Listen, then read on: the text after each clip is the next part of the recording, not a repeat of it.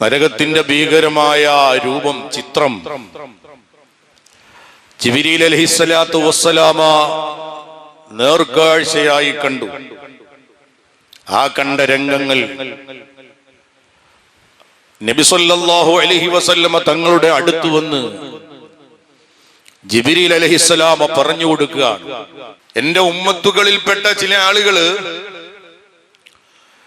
നരകത്തിന്റെ ഏറ്റവും മുകൾ തട്ടിലെ 7ാമത്തെ തട്ടിൽ അവരാണു എന്നും അവരുടെ ശിക്ഷയുടെ ഭീകരമായ രംഗങ്ങൾ ജിബ്രീൽ അലൈഹിസ്സലാത്തു വസ്സലാമ കണ്ടത് അഷ്റഫുൽ ഖൽഖായ നബി സല്ലല്ലാഹു അലൈഹി വസല്ലമ തങ്ങൾക്ക് വിവരിച്ചു കൊടുക്കുന്ന സമയത്ത് അത് കേട്ടു നിൽക്കാൻ കഴിയാതെ ഫഖറൻ നബിയു മഗ്ശിയൻ അലൈഹി, ജിബ്രീലിന്റെ ദേഹത്തേക്ക് മുത്താറ്റൽ നബി തങ്ങൾ മറിഞ്ഞു വീണു, ബോധരഹിതനായി. നരകത്തിന്റെ ഭീകരത കണ്ട ആള് വന്നിട്ട് നേർക്കാഴ്ചയായി കണ്ടത് റസൂലുള്ളാഹിനോട് പറഞ്ഞു കൊടുക്കുമ്പോ ഫഖറൻ നബിയു മഗ്ശിയൻ അലൈഹി, ജിബ്രീലിന്റെ ദേഹത്തേക്ക് റസൂലുള്ളാഹി തങ്ങൾ ബോധരഹിതനായി വീണു. അതിനുശേഷം നബി സല്ലല്ലാഹു അലൈഹി വസല്ലമ തങ്ങള് കുറെ കഴിഞ്ഞപ്പോൾ ബോധം വീണ്ടു കിട്ടി. ജിബ്രീൽ അങ്ങ് മറയുകയാണ്. നബി സല്ലല്ലാഹു അലൈഹി വസല്ലമ തങ്ങൾ ആരോടും മിണ്ടാതായി, ഭാര്യമാരോട് മിണ്ടുന്നില്ല, സ്വഹാബത്തിനോട് മിണ്ടുന്നില്ല. വീട്ടിൽ നിന്ന് നേരെ ജമാഅത്ത് നിസ്കാരത്തിന് മദീനത്ത് പള്ളിയിൽ ചെന്നാൽ നിസ്കാരത്തിന് നബി തങ്ങൾ നേതൃത്വം കൊടുത്തുകൊണ്ട് വേഗത്തിൽ വീട്ടിലേക്ക് മടങ്ങുകയാണ്. ഒരാളോടും ഒരു കാര്യവും സംസാരിക്കുന്നില്ല. 3 ദിവസം ഈ നില തുടർന്നു. സ്വഹാബത്തിന് ആകെ പ്രയാസമായി. ധാരാളം വിഷയങ്ങൾ പറയാനിരിക്കെ ഒന്നും മുത്തുനബി തങ്ങൾ പറയുന്നില്ല, ഒരാളോടും സംസാരിക്കുന്നില്ല. നിസ്കരിക്കുന്നു, വീട്ടിൽ പോണു, നിസ്കരിക്കുന്നു, വീട്ടിൽ പോകുന്നു, ഒരാളോടും സംസാരിക്കുന്നില്ല. ഇതിന്റെ കാരണമെന്ന് അറിയാൻ ഇസ്ലാമിക റിപ്പബ്ലിക്കിന്റെ ഏറ്റവും ലീഡർഷിപ്പിലെ ഒന്നാമനായ മുത്തുനബി കഴിഞ്ഞാൽ ഏറ്റവും വലിയ സ്ഥാനമുള്ള ഒരാളുണ്ട്. ആരാണ് അത്? അഫ്ളലു അസ്സഹാബാതി അനീസുഹും സുറുറൻ സുറുറാ അബൂബക്കർ സിദ്ദീഖുല്ലാഹ് അലൈഹിസ്സലാം. മഹാനരായ അബൂബക്കർ സിദ്ദീഖ് റളിയല്ലാഹു അൻഹു നേരെ റസൂലുള്ളാഹിന്റെ വീട്ടിലേക്ക് പോവുകയാണ്. അനുവാദമില്ലാതെ കടക്കാൻ പറ്റൂല. സലാം പറഞ്ഞിട്ട് മുത്തു നബിയോട് അനുവാദം ചോദിക്കണോ. സിദ്ദീഖുൽ അക്ബർ റളിയല്ലാഹു അൻഹു മുത്തു നബിയെ കണ്ട് വിവരം തിരക്കാൻ 3 ദിവസമായി ഞങ്ങളോട് സംസാരിച്ചിട്ട് 3 നാളുകളായി ഞങ്ങളോട് എന്തെങ്കിലും മുത്തുനബി സംസാരിച്ചിട്ടതിന്റെ കാരണം തിരക്കാൻ സിദ്ദീഖുൽ അക്ബർ റളിയല്ലാഹു അൻഹു മുത്തുനബി തങ്ങളുടെ വീടിന്റെ പടിവാതിൽക്കൽ ചെന്നു. റസൂലുള്ളാഹിന് സലാം പറയുകയാണ്. സലാം പറഞ്ഞിട്ട് വിളിച്ചു ചോദിച്ചു, ഹൽ ഇലാ റസൂലില്ലാഹി മിൻ സബീൽ, ഹൽ ഇലാ റസൂലില്ലാഹി മിൻ സബീൽ. അല്ലാഹുവിന്റെ തിരുദൂതരെ, ഈ അബൂബക്കർ സിദ്ദീഖിന് അങ്ങോട്ട് കടക്കാൻ അനുവാദമുണ്ടോ? അനുവാദമുണ്ടെങ്കിലേ സഹാബത്ത് കിടക്കൂ, വെറുതെ അങ്ങ് ഏറി ചെല്ലൂല. നമുക്ക് ധാരാളം പഠിക്കാനുണ്ട്. ഏത് വീട്ടിൽ ചെന്നാലും സലാം പറഞ്ഞ് അനുവാദം കിട്ടിയതിനു ശേഷമേ ആ വീട്ടിന്റെ ഉള്ളിൽ പ്രവേശിക്കാവൂ. നബി മുഹമ്മദ് മുസ്തഫ. സിദ്ദീഖുൽ അക്ബർ റളിയല്ലാഹു അൻഹു ചോദിച്ചു, നബിയേ, ഈ സിദ്ദീഖിന് തങ്ങളുടെ അടുത്തേക്ക് കിടക്കാൻ അനുവാദമുണ്ടോ? അനുവാദം കിട്ടിയില്ല. ഒരാളും മിണ്ടിയില്ല, ഭാര്യമാരും മിണ്ടിയില്ല, അള്ളാന്റെ റസൂലും മറുപടി പറഞ്ഞില്ല. സിദ്ദീഖുൽ അക്ബർ റളിയല്ലാഹു അൻഹുവിന് വലിയ പ്രയാസമായി. സിദ്ദീഖ് തങ്ങൾ അവിടെ മാറിയിരുന്നു. കുറെ കഴിഞ്ഞപ്പോൾ മുസ്ലിം ലോകത്തിലെ രണ്ടാം സ്ഥാനക്കാരനായ ഒരാൾ വരുന്നു. ആരാ? തഫ്രീഖുൻ ബൈന ഹഖിൻ വബാതിലിൻ ഖഹ്റൻ ഖഹ്റാ ഉമർ വലി ഫാറൂഖുല്ലാഹ് അലൈഹിസ്സലാം. സയ്യിദുനാ ഉമർ ഇബ്നുൽ ഖത്താബ് തങ്ങൾ വരികയാണ്. ഉമർ ഇബ്നുൽ ഖത്താബ് തങ്ങളും റസൂലുള്ളാഹിന്റെ വീടിന്റെ പടിവാതിൽക്കൽ നിന്നിട്ട് ചോദിച്ചു, ഹൽ ഇലാ റസൂലില്ലാഹി മിൻ സബീൽ. മുത്തുനബിക്ക് സലാം പറഞ്ഞിട്ടാ ചോദിച്ചത്. നബിയേ, ഉമറിന് അങ്ങോട്ട് കിടക്കാവോ? ഈ ഉമറിന് കിടക്കാൻ അനുവാദമുണ്ടോ? ആരും മിണ്ടിയില്ല. അല്ലാഹുവിന്റെ റസൂൽ അനുവാദം കൊടുത്തില്ല. ഒരു നരകത്തിന്റെ നേർക്കാഴ്ചയുടെ രൂപം കണ്ട മുത്തുനബി പേടിച്ചു ഭയന്ന് 3 ദിവസം ഭാര്യമാരോടും സ്വഹാബത്തിനോടും മിണ്ടാത്ത കഥ പറയാ. നമുക്കെന്ത് നരകം കേട്ടാൽ പേടി അല്ലേ? അല്ലാഹു നമ്മുടെ ഖൽബിന് പേടിയും ഭയവും തഖ്വയും അല്ലാഹു നൽകി അനുഗ്രഹിക്കുമാറാകട്ടെ. ഉമർ ഇബ്നുൽ ഖത്താബിനും അനുവാദം കിട്ടിയില്ല. ഉമറുൽ ഫാറൂഖ് തങ്ങളും അവിടെ മാറിയിരുന്നു.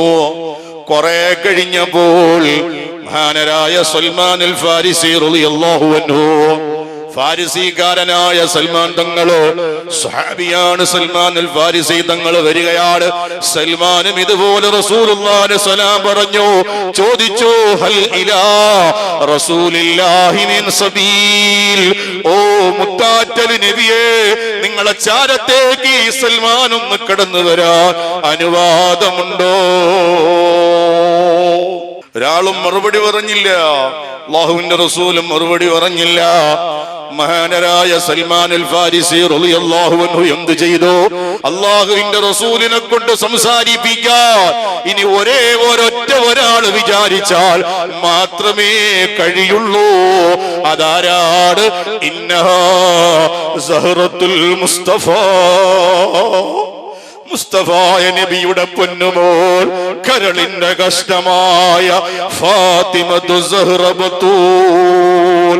ഇന്നഹാ സഹ്റത്തുൽ മുസ്തഫ. മുസ്തഫായ നബിയുടെ സ്നേഹ പുഷ്പമാണ്. മുസ്തഫായ നബിയുടെ സ്നേഹ പുഷ്പമാണ് ആര്? സയ്യിദത്തുന ഫാത്തിമ ബിബി റളിയല്ലാഹു അൻഹ. സൽമാൻ റളിയല്ലാഹു അൻഹു അതിബുദ്ധിമാനാണ്. സൽമാൻ റളിയല്ലാഹു അൻഹു നേരെ തൊട്ടടുത്തുള്ള ഫാത്തിമ ബീവി റളിയല്ലാഹു അൻഹയുടെ വീട്ടിന്റെ മുന്നിലെത്തുകയാണ്. വാതിലിന് മുട്ടി വിളിച്ചു സലാം പറഞ്ഞു. ഫാത്തിമ ബീവിയോട് കാര്യം തുറന്നു പറഞ്ഞു. മോളെ ഫാത്തിമ,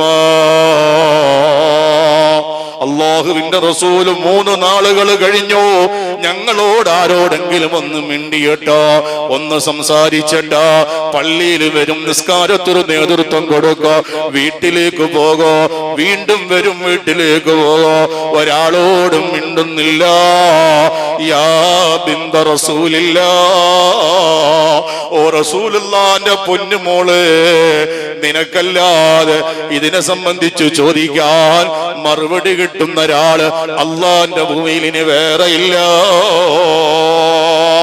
ഫാത്തിമ ബീബി റളിയല്ലാഹു അൻഹ കേട്ട മാത്രയിൽ ഓടുകയാണ് ഇലാ ഹളറത്തി റസൂലില്ലാഹ്, തന്റെ വാപ്പയായ റസൂലുള്ളാഹിന്റെ വീടിന്റെ ചാരത്തേക്ക്. വീടിന്റെ മുമ്പിൽ ചെന്നിട്ട് സ്വന്തം മകളാണ് എന്നിട്ട് പോലോ റസൂലുള്ളാഹിനോട് സലാം പറഞ്ഞിട്ട് അനുവാദം ചോദിക്കുന്നു. യാ റസൂലല്ലാഹ് അന ഫാത്തിമ, ഓ മുത്തുനബിയേ, അങ്ങയുടെ പൊന്നുമോള് കരളിന്റെ കഷ്ണോ ഫാത്തിമയാണ് നബിയേ.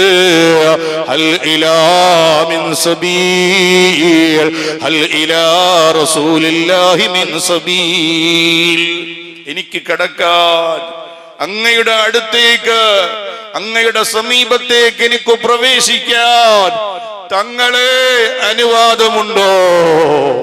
3 ദിവസം ഒരാളോടും മിണ്ടാതിരുന്ന മുത്തുനബി, മഹാന്മാരായ സിദ്ദീഖ് തങ്ങൾ വന്നിട്ട് ഉമർ ഇബ്നുൽ ഖത്താബ് തങ്ങൾ വന്നിട്ടോ, സൽമാൻ തങ്ങൾ വന്നിട്ടോ, അവരാരോടും സംസാരിക്കാതിരുന്ന മുത്തുനബി സല്ലല്ലാഹു അലൈഹി വസല്ലമ തങ്ങള് പുറത്തുനിന്ന് വന്ന സലാം പറഞ്ഞു വിളിച്ചു ചോദിച്ചത് എന്റെ മകളാണെന്ന് മനസ്സിലാക്കിയപ്പോ അനുവാദമുണ്ടോ നബിയേ എന്ന് ചോദിച്ചപ്പോ ഹബീബായ നബി തങ്ങളതാ അകത്തുനിന്നും സംസാരിക്കുന്നു.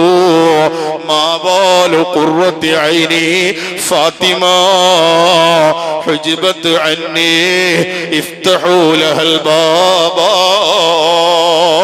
മോളെ നീ എന്താ ചോദിക്കുന്നത്? മാബാലു ഖുർറത്തി ഐനി ഫാത്തിമ, നീ എന്റെ കണ്ണിന്റെ കുളിർമയല്ലോ, നീ എന്റെ കരളിന്റെ കഷ്ണമല്ലോ, നിനക്കെന്റെ സമീപത്തേക്ക് വരാൻ അനുവാദമുണ്ടെന്നോ? ഇഫ്തഹൂ ലഹൽ ബാബ. ആയിഷ ബീബി റളിയല്ലാഹു അൻഹയാകുന്ന പ്രിയപ്പെട്ട ഭാര്യയോട് റസൂലുള്ളാഹി പറഞ്ഞു, എന്റെ പൊന്നുമോൾക്ക് വേണ്ടി അടക്കപ്പെട്ട വാതിൽ തുറന്നു കൊടുക്കൂ ആയിഷ. ആയിഷ ബീവി റളിയല്ലാഹു അൻഹ വാതിൽ തുറന്നു. ഫാത്തിമ ബീവി റളിയല്ലാഹു അൻഹ ഒരു ഓട്ടമാണ് തന്റെ പിതാവായ അല്ലാഹുവിന്റെ റസൂലിനെ കെട്ടിപ്പിടിക്കുകയാണ്, പൊട്ടിക്കരയുകയാണ്. അവിടുത്തെ നെറ്റിത്തടത്തിൽ കവിൽത്തടത്തിൽ ഉമ്മ വെക്കുകയാണ്.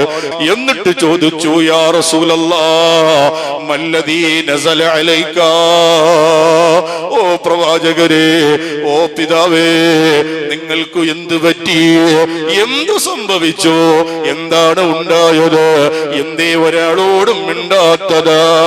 മല്ലദീ നസല അലൈക, തങ്ങൾക്ക് എന്തെങ്കിലും വിപത്ത് ഇറങ്ങിയോ, മുസീബത്ത് ഇറങ്ങിയോ? എന്തേ നബിയേ തങ്ങൾ ഒരാളോടും സംസാരിക്കാത്തത്? ധീരന്മാരായ സഹാബത്ത് അങ്ങയുടെ വീടിന്റെ വെളിയിലതാ സങ്കടത്തിലാണ്, കരച്ചിലാണ്. സഹാബത്ത് പള്ളി നിറയെ കരച്ചിലാണ്.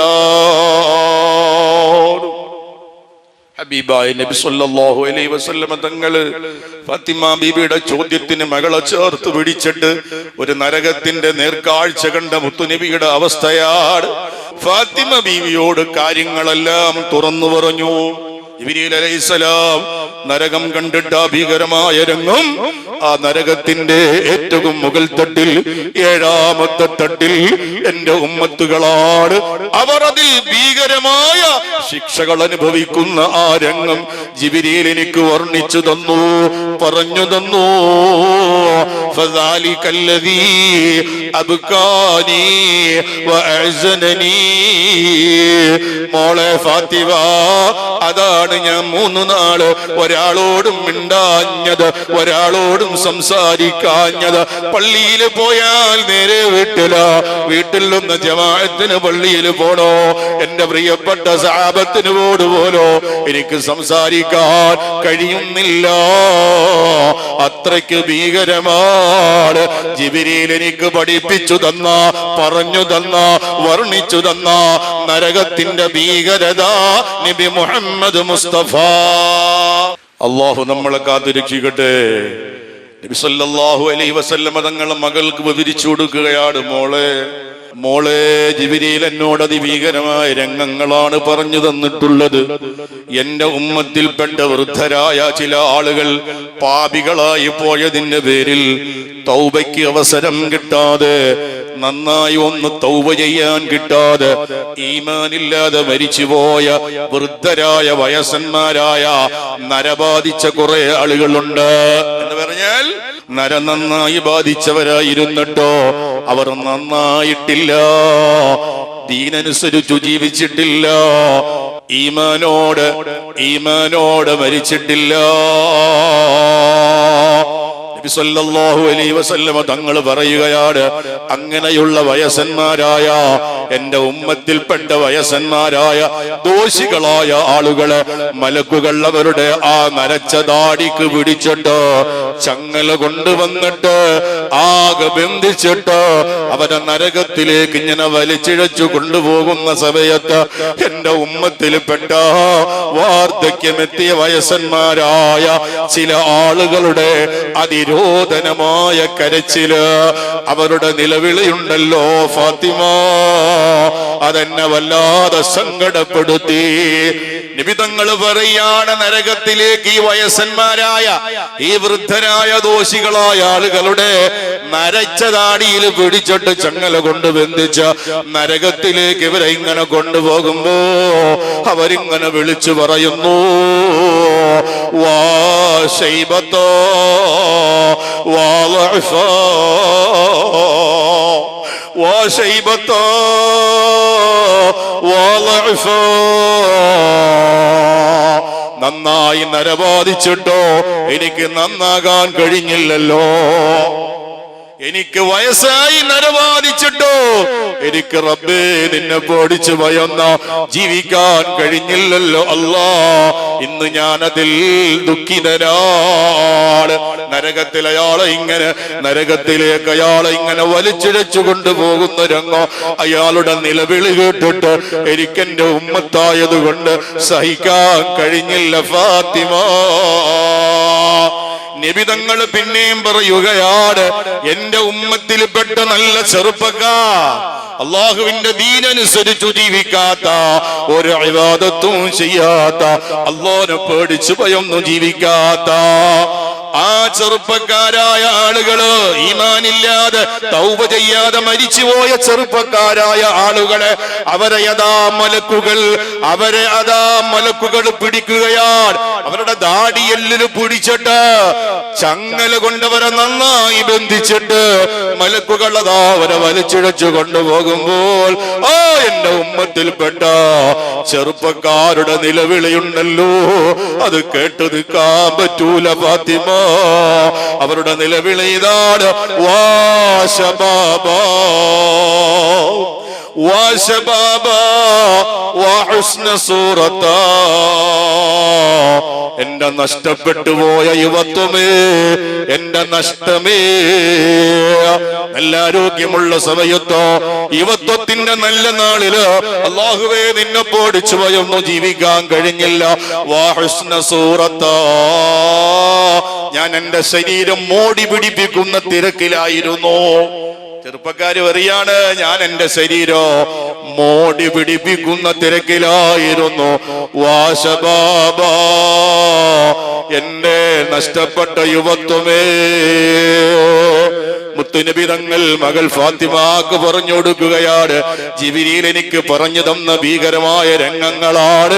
എന്റെ ഉമ്മത്തിൽപ്പെട്ട സ്ത്രീകളെ, ചെറുപ്പക്കാരികളായ ചില പെണ്ണുങ്ങളെ മലക്കുകളോ അവരെ മൂർധാവിൽ ഇങ്ങനെ പിടിച്ചിട്ടോ ചങ്ങല കൊണ്ട് ബന്ധിച്ചിട്ടോ മലക്കുകൾ അവരെ നരകത്തിലേക്കതാ വലിച്ചിഴച്ചു കൊണ്ടുപോകുമ്പോൾ അവരുടെ തൊള്ളയിൽ നിന്ന് പുറത്തേക്ക് വരുന്ന അതിഭീകരമായ ഒരു നിലവിളിയുണ്ട്. വാ ഫളീഹത്താ വാ ഫളീഹത്താ വാഹതുക സിദ്റാ. ഓ എന്റെ അപമാനമേ, എനിക്ക് സംഭവിച്ച നാണക്കേട്. വാഹതുക സിദ്റാ, ഈ വിചാരണയുടെ നാളിലാ ഞാൻ ദുനിയാവിൽ ചെയ്തു പോയ എന്റെ എല്ലാ രഹസ്യങ്ങളോ ഇന്ന് നീ പുറത്തിട്ടല്ലോ റബ്ബേ. ഞാൻ മറച്ചു വെച്ച, ഞാൻ രഹസ്യമായി ചെയ്ത എല്ലാ രഹസ്യങ്ങളോ വാഹത്തുക സിദ്റാ, നീ ഇന്ന് വെളിച്ചത്താക്കിയല്ലോ അല്ലാ.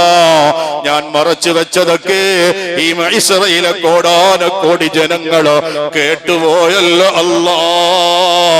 വാ ഫളീഹത്തോ, ഇതിനോളം വലിയ നാണക്കേട് വേറെ ഉണ്ടോ അല്ലാ. അല്ലാഹു നമ്മളെ സ്ത്രീകളെ കാക്കട്ടെ. അല്ലാഹു നമ്മളെ ഉമ്മമാരെ സഹോദരിമാരെ കാത്തുരക്ഷിക്കട്ടെ.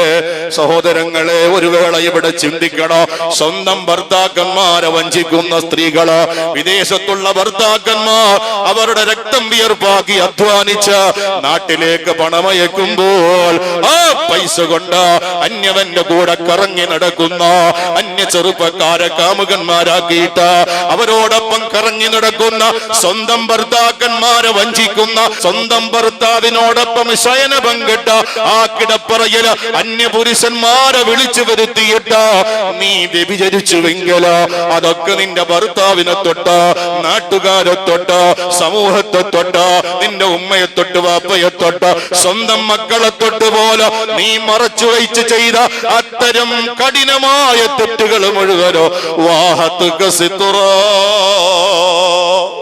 എല്ലാം നീ ഇന്ന് വെളിച്ചത്ത് കൊണ്ടുവന്നല്ലോ റബ്ബേ. എന്തൊരവസ്ഥയാണ്, ചിന്തിച്ചു നോക്കുമല്ലേ. അള്ളാഹു നമ്മളുമായി ബന്ധപ്പെട്ടവരെയൊക്കെ അള്ളാഹു കാത്തുരക്ഷിക്കുമാറാകട്ടെ. സഹോദരങ്ങളെ, പറയാനാണെങ്കിൽ നരകത്തിന്റെ ഭീകരമായ ചിത്രം ജിബ്രീൽ അലൈഹിസ്സലാത്തു വസ്സലാം പറഞ്ഞു കൊടുത്തത് അള്ളാഹുവിന്റെ റസൂലതാ തന്റെ പ്രിയപ്പെട്ട മകൾ ഫാത്തിമാനെ ചേർത്ത് പിടിച്ചിട്ട് അള്ളാഹിന്റെ റസൂല് പറഞ്ഞു കൊടുക്കാറ്, ഇത് കേട്ട ഞാൻ എങ്ങനെ ആരോട് എന്ത് മിണ്ടാനാ, ഇത് കേട്ട ഞാൻ, ഇത് കണ്ട ഞാൻ ആരോടെന്ത് പറയാനാ. എന്റെ സങ്കടമതാണ്, എന്റെ ദുഃഖമതാണ്.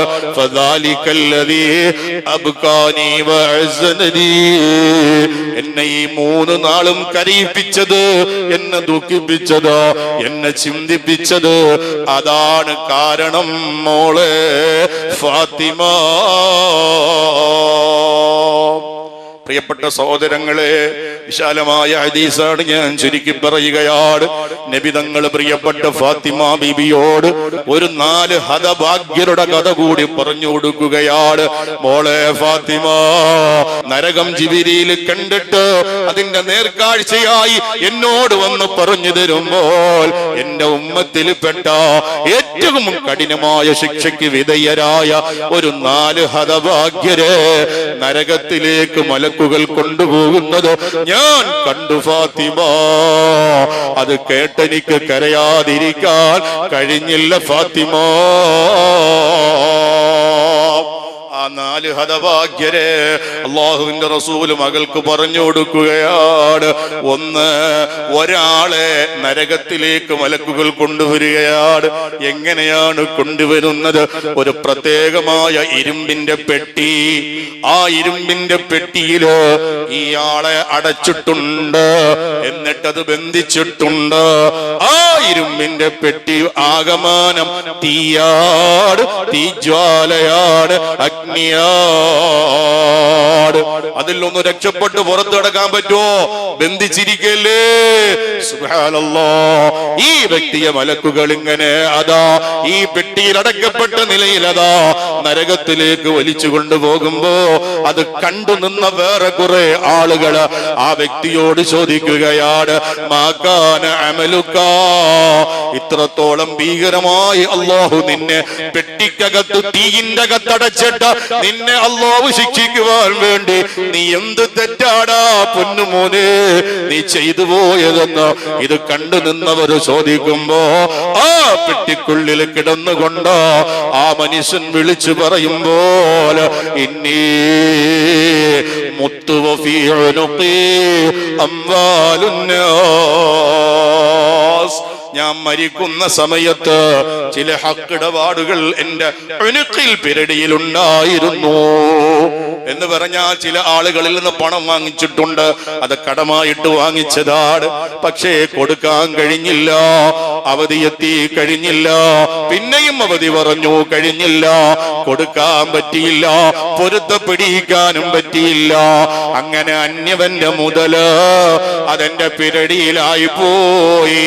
അത് കാരണത്താലാണ് എന്നെ അല്ലാഹു ആ ഹക്കിടപാട് എന്റെ പിരടിക്കുള്ളത് കൊണ്ട് എന്നെ അല്ലാഹു ഇതുപോലെ ശിക്ഷിച്ചതെന്ന് ആ വ്യക്തി പറയുമെന്ന് നബി മുഹമ്മദ് മുസ്തഫ. വലിയ ഗൗരവമുള്ള വിഷയമാണ് അല്ലേ? കടം കൊടുക്കും, ചില ആളുകളുടെ കടം ചോദിക്കും, ആവശ്യത്തിന് ചോദിക്കും. ഒരുപക്ഷെ ചിലർ അറിഞ്ഞു കൊടുക്കും. കൊടുത്താലോ അത് അവധി പറയുന്ന സമയത്ത് തിരികെ കൊടുക്കണം, ഇല്ലെങ്കിൽ അവധി വീണ്ടും ചോദിക്കണം. പൊരുത്തപ്പെടിക്കാൻ പറ്റുമെങ്കിൽ പെടിയിക്കണം, ഇല്ലെങ്കിൽ അവധി പറഞ്ഞ് അത് നല്ല നിലയിൽ അത് കൊണ്ടുപോകണോ. ഇല്ലാതെ മരിച്ചു പോയാൽ ഇതുപോലെ ശിക്ഷ ഏറ്റുവാങ്ങേണ്ടി വരും. അല്ലാഹു കാത്ത് രക്ഷിക്കട്ടെ. ഞാൻ അടുത്ത് സോഷ്യൽ മീഡിയയിൽ ഞാൻ വായിച്ചു, കടം കൊടുത്തിട്ട് ഒരാൾക്ക് കടം കൊടുത്തിട്ട് ആ കടം കൊടുത്ത വാങ്ങിയ വ്യക്തി പറഞ്ഞ അവധിയും കഴിഞ്ഞ് തന്നില്ല, പിന്നെയും അവധി പറഞ്ഞു തന്നില്ല. അയാളെ വിഷമം മനസ്സിലാക്കി ഞാൻ കൊടുത്തതാ. പക്ഷെ എന്നാൽ അറിഞ്ഞ് തിരിച്ചു തരണ്ടേ? അത് അറിഞ്ഞ് തിരിച്ചു തരണ്ടേ? എനിക്കൊരാവശ്യം വന്നപ്പോ എനിക്കെന്റെ പണം അത് ഉപയോഗിക്കാൻ പറ്റുന്നില്ല. കാരണം അത് അവന്റെ കയ്യിലാണ്, അവനിട്ട് തരുന്നതുമില്ല. അത് കിട്ടാൻ വേണ്ടി ഞാൻ അവന്റെ മുമ്പിൽ യാചകനെ പോലെ ചെന്ന് യാചിക്കേണ്ട ഗതികേട് വന്നു. അതോളം വലിയ നാണം കെട്ട യാചന വേറെ ഇല്ല എന്ന്. ശരിയല്ലേ? ഒരാൾക്ക് കടം കൊടുത്തിട്ട്, ഒരാൾക്ക് പൈസ കടം കൊടുത്തിട്ട് അത് തിരികെ കിട്ടാതെ, പിന്നെ അത് തിരികെ കിട്ടാതെ നമ്മളെ പണം ചോദിക്കാൻ വേണ്ടി ഞാൻ വലിയ വിഷമത്തിലാ, നിന്നെ സഹായിച്ചതല്ലേ, കൊടുക്കൂല.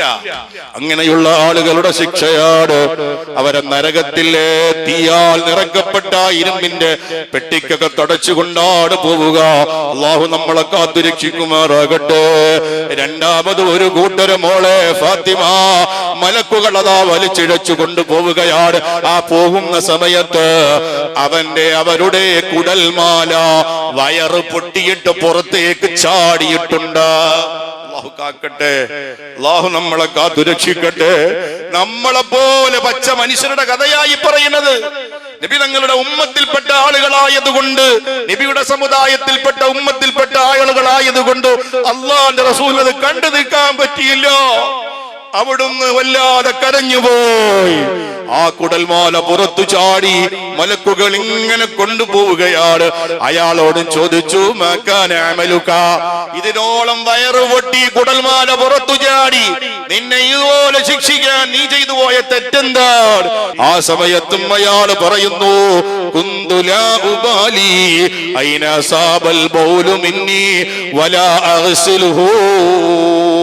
നബി മുഹമ്മദുർ റസൂലുള്ളാഹി.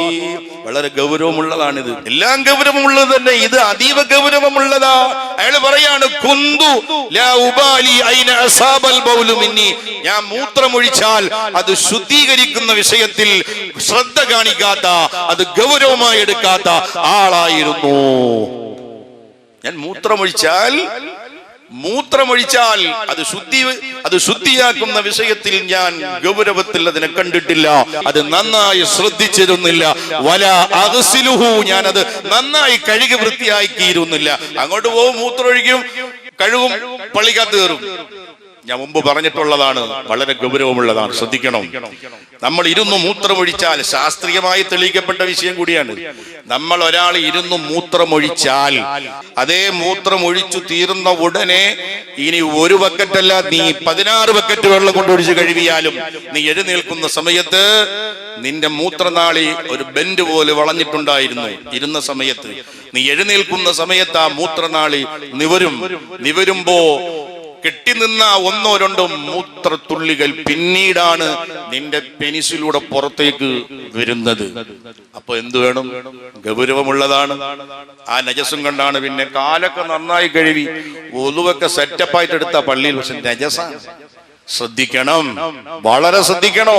മൂത്രമൊഴിക്കണം, നന്നായി ദക്കറില് അവന്റെ പെനിസിൽ, അവന്റെ ഗുഹ്യാവയവത്തിൽ പിടിച്ച് അത് നന്നായി അത് ഞെക്കി അവസാനത്തുള്ളി മൂത്രവും കളഞ്ഞ് കഴുകുന്നതിന്റെ മുമ്പ് നിന്റെ ഇടതു കൈയുടെ പള്ളഭാഗം കൊണ്ട് അതിനെ നന്നായി കവർ ചെയ്ത് ഒന്ന് ഇരുന്നെടുത്തൊന്നൊന്ന് എഴുന്നേറ്റ് പറ്റുമെങ്കിൽ ഒരു 2 ചൂട്ടടി നടന്നു വന്ന് നീ പിന്നീട് കഴുകിക്കളയണം. നബി മുഹമ്മദ് മുസ്തഫ. ഇത് അള്ളാഹുവിന്റെ റസൂലിന്റെ ശരിയാണ്, സുന്നത്താണ്. ആര് ചെയ്യുന്നു ഗൗരവത്തിൽ എടുക്കണം.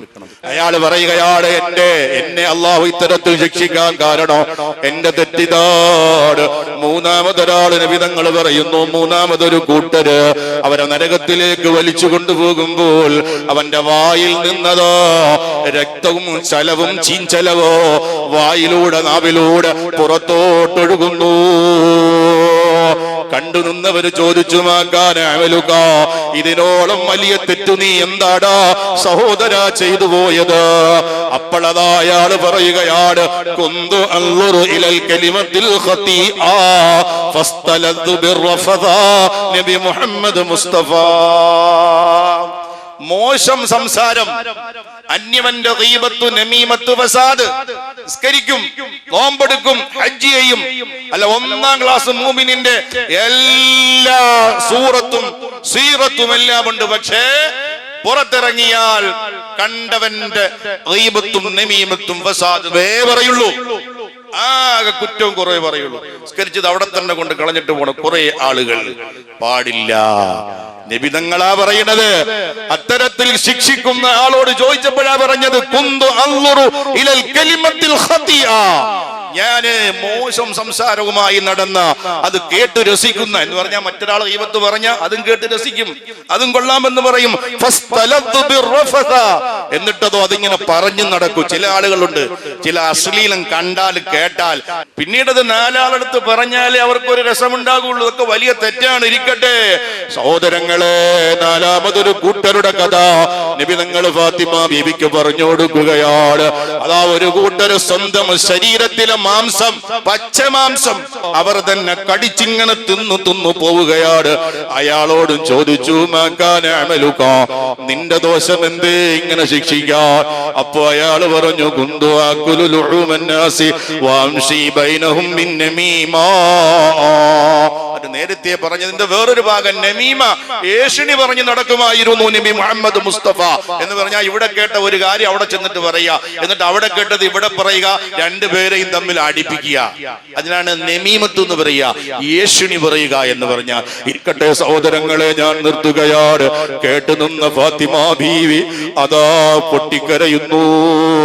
അടുത്തു നിന്ന സഹാബത്തു കരഞ്ഞു പോയി. അർഹമർ റഹീമായ ജല്ല ജലാലായ റബ്ബ് തആല ഈ കേട്ട കത്തിക്കാളുന്ന ഭീകരമായ നരകത്തിൽ ചെന്ന് വീഴുന്നതിനെ തൊട്ട് അല്ലാഹു ജല്ല ജലാലു നമ്മളെ കാത്തു രക്ഷിക്കുമാറാകട്ടെ. അതുകൊണ്ട് ഒരാളെ കുറ്റം പറയണ്ട, ഒരാളുടെ കുറവും പറയണ്ട. അവനവന്റെ പരലോകം രക്ഷപ്പെടാൻ വേണ്ടുന്ന സൽക്രമങ്ങള് ദുനിയാവിൽ സമ്പാദിച്ചോ, എന്നാൽ മാത്രമേ ആഖിറത്തിൽ രക്ഷപ്പെടാൻ കഴിയുള്ളൂ. ബഹുമാനപ്പെട്ട ഖതീബുൽ ബഗ്ദാദി റഹിമഹുല്ലാഹ് അവിടുത്തെ ഗ്രന്ഥത്തിൽ മഹാനായ ഒരു ബസറ പണ്ഡിതന്റെ വരികളായി പാടുകയാണ്. ഫമാലക യൗമൽ ഹശ്രി ശൈഉ സിവല്ലദീ തസവ്വതഹു ഖബ്ലൽ മമാതി ഇലൽ ഹശ്രി. നീ ശേഖരിച്ചു വെച്ചതല്ലാതെ, നീ ദുനിയാവിൽ ചെയ്ത നന്മകളല്ലാതെ, നീ ദുനിയാവിൽ ചെയ്ത സൽക്രമങ്ങളല്ലാതെ പരലോക വിചാരണയുടെ നാളില് നിനക്ക് രക്ഷപ്പെടാൻ പറ്റുന്ന അമലുകളായി വേറെ ഒന്നുമില്ല. അതുകൊണ്ട് തസവ്വതഹു ഖബ്ലൽ മമാതി ഇലൽ ഹശ്രി, മരണത്തിന് മുമ്പ് ആ സൽക്രമങ്ങൾ നീ ചെയ്തു വെച്ചോ. ഇദാ അംദലം തസ്റഅ വഅബ്സർത ഹസിദോ നദിംത അല തഫരീത് ഫീ സബനിൽ ബദരി. ഇദാ അംദലം തസ്റഅ വഅബ്സർത ഹസിദോ. ചില ആളുകൾ നന്നായി കൃഷി ഇറക്കുന്നത് നീ കണ്ടിട്ടില്ലേ? അതൊരു കൊല്ലം കഴിയുമ്പോ അല്ലെങ്കിൽ അതിന്റെ സമയം എത്തുമ്പോൾ അവർ വിളവെടുക്കുന്നതും നീ കണ്ടിട്ടില്ലേ? ആ വിളവെടുക്കുന്ന സമയത്ത് ആ കർഷകന്റെ മനസ്സിലോ എത്ര സന്തോഷമാണ്. ഇതുപോലെയാണ് ഇദാ അന്ത ലം തസ്റഅ വഅബ്സർത ഹസിദാ നദിംത അല തഫരീത് ഫീ സമനിൽ ബദരി. നീ നിന്റെ നഷ്ടപ്പെട്ട അവസരങ്ങളെ കുറിച്ച് ഓർത്ത് അന്ന് നീ ഖേദിക്കുന്നതോട് അന്ന് നീ ചിന്തിക്കോ, നല്ല കൃഷി ഇറക്കിയിരുന്നെങ്കിൽ ഇന്നിവിടെ നന്നായി വിളവെടുക്കാമായിരുന്നു എന്ന് പറഞ്ഞാൽ നല്ല അമലുകൾ ചെയ്തിരുന്നെങ്കിൽ പരലോകത്ത് അത് വിളവായി നമുക്കത് കൊയ്തെടുക്കാൻ കഴിയുമായിരുന്നു. അർഹമർ റഹീമായ ജല്ല ജലാലായ അളീമായ റബ്ബ് തആല ഇവിടെ കേട്ടപോലെ നരകത്തിന്റെ ഭീകരമായ ആ അഗ്നിജ്വാലയ്ക്ക് ഇരയാകുന്നവരിൽ, അത്തരം ഹതഭാഗ്യരിൽ അല്ലാഹുവേ ഞങ്ങളെ നീ ഉൾപ്പെടുത്തല്ലേ അല്ലാഹ്. ബിഹഖ് സയ്യിദിനാ മുഹമ്മദ് സ്വല്ലല്ലാഹു